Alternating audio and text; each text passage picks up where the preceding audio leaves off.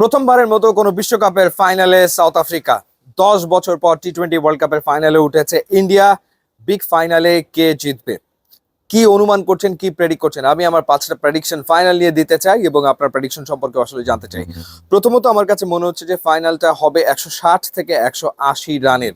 India আগে bat করুক বা সাউথ আফ্রিকা আগে ব্যাট করুক, এরকম একটা রান হওয়ার সম্ভাবনা আসলে রয়েছে। 160 থেকে 180 রান হতে পারে, এটা আমার প্রেডিকশন নাম্বার 1। প্রেডিকশন নাম্বার 2, যদি ভারত আগে ব্যাট করে বা ভারত পরে ব্যাট করে, ভারতের হাইয়েস্ট রান গেটার এই ম্যাচে আসলে কে হবে?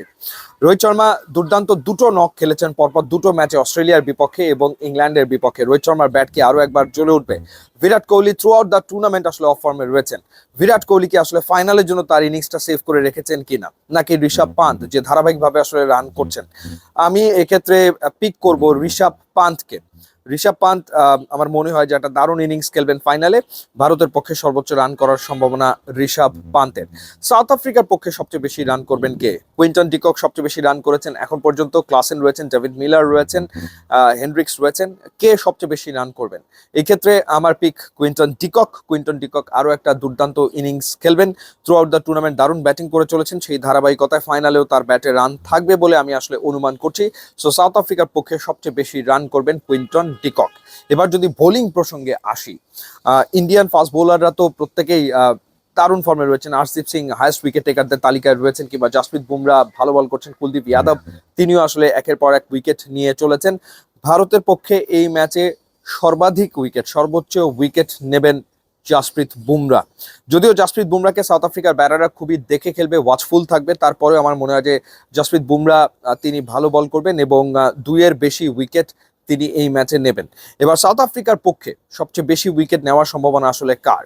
কাগিজো রাবাদা রয়েছেন, নরকিয়ার রয়েছেন, তাবারেজ শামসি রয়েছেন। সেই ক্ষেত্রে আমি পিক করব সাউথ আফ্রিকা থেকে তাবারেজ শামসিকে। তাবারেজ শামসি তিনি ভালো বল করবেন এবং একাধিক উইকেট পাওয়ার সম্ভাবনা তাবারেজ শামসির আসলে রয়েছে। সো এই গেল আমার 5টা প্রেডিকশন। চ্যাম্পিয়ন কে হবে সেটা নিয়ে আগে ভাগে কোনো কিছু বলতে চাই না, বরং আপনারাই অনুমান করুন, প্রেডিক্ট করুন, এবং আপনাদের পুরস্কার জিতে নেওয়ার সুযোগও কিন্তু আসলে রয়েছে নগদের সৌজন্যে। সিম্পল একটা কাজ করতে হবে, মেগা ফাইনাল, আপনাকে নগদের অ্যাপে গিয়ে খেলা হবে, নগদের সেগমেন্টে গিয়ে এই গেমটায় পার্টিসিপেট করতে হবে। ফাইনাল শুরুর 1 ঘন্টা আগে উইন্ডো বন্ধ হয়ে যাবে, তার আগেই আপনাকে আসলে আপনার প্রেডিকশন কমপ্লিট করতে হবে। 10টা প্রেডিকশন করার সুযোগ আপনি পাচ্ছেন।